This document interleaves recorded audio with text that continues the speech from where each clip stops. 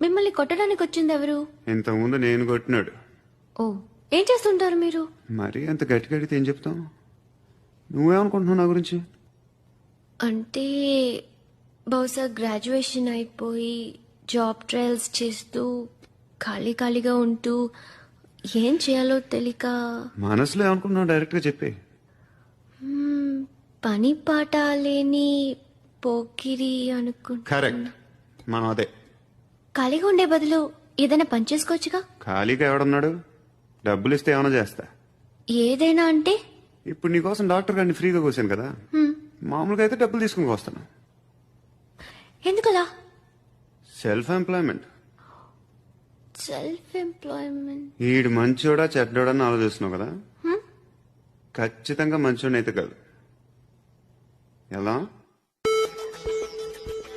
మిమ్మల్ని కొట్టడానికి వచ్చింది ఎవరు?